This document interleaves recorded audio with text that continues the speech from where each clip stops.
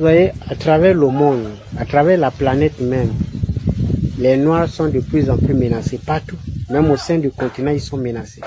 Les Noirs sont menacés partout. Ils sont détestés partout. Dans quasiment tous les pays au monde, ils sont détestés.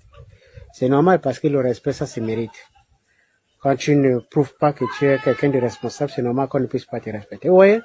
Parce que les Noirs, c'est la seule race qui n'a pas de rancœur. C'est la seule race qui n'a pas intégré dans sa tête l'idée de la vengeance. Les Noirs ne connaissent pas ça. Je vous rappelle qu'il y a plein de Libanais, Marocains, tous ils sont ici pour le business en Afrique. Ils ne sont pas inquiétés. Mais les Noirs, ils sont méprisés, malmenés, maltraités chez eux. Les Noirs ne se vengent pas. Les Blancs qui nous colonisent depuis, ils nous font souffrir tous les jours. Même chez nous en Afrique, ils nous font souffrir. Les Noirs ne se vengent pas. Le Noir, c'est la seule race au monde qui ne connaît pas la vengeance. Je me suis demandé pourquoi.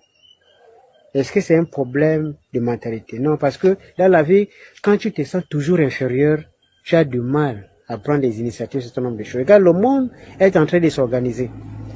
Le monde est en train de s'organiser. Tous les jours, nos soi-disant chefs d'État se retrouvent tous les jours et je ne sais pas quel genre de sujets ils abordent dans leur soi-disant association de l'Union africaine. Ça n'est rien de beau ne sort de là. Nous sommes toujours au même niveau de statu quo.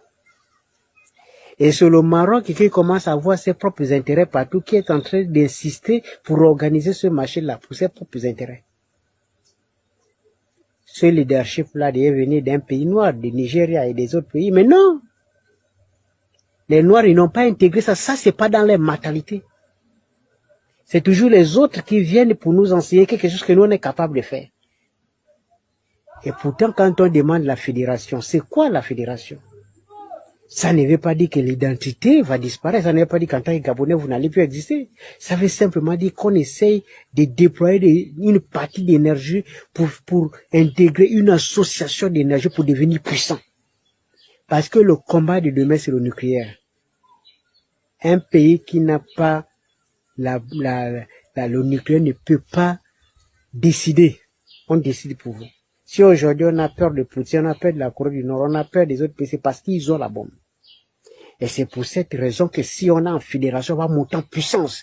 Et nous allons forcément avoir les bombes et tout le reste. Et là, on peut compétir avec les autres. On peut imposer. Mais quand vous demandez avoir un siège avec veto, mais votre veto va dire quoi? Si on décide de malgré votre veto de vous attaquer, vous allez faire quoi? On n'a rien. Au lieu de nous préparer sérieusement, de nous mettre ensemble, de renforcer nos liens, de créer une force unique pour en fait de permettre au continent d'aller de l'avant. Tout ce qu'on a fait, c'est la contradiction entre nous. Oh, le Mali ne sont pas prêts. Oh, il fallait pas engager comme ça. Oh, il fallait entendre les conditions ne sont pas réunies. C'est toujours le même discours. Depuis 1960, on tient le même discours, juste aujourd'hui. Je pense que ce qui nous arrive, on mérite cela. Mais moi, la question qui me vient à l'esprit, c'est de savoir, est-ce que ça touche même nos dirigeants? Quand on chasse les Noirs, par exemple, est-ce que ça les touche? Je ne pense pas. Je ne pense pas que ça les embête. Peut-être qu'ils se disent, bon, écoute, ceux qui sont là-bas ne sont pas mes enfants. Moi, ils sont en Europe, ils sont en Belgique, ils sont aux États-Unis. Bon, c'est une histoire des enfants des pauvres qui partent là-bas pour chercher à aller traverser pour aller immigrer, donc c'est pas mon problème. Pauvre Afrique. Quelle misère, quelle souffrance. Comment faire pour sortir de là, Seigneur? Que faire?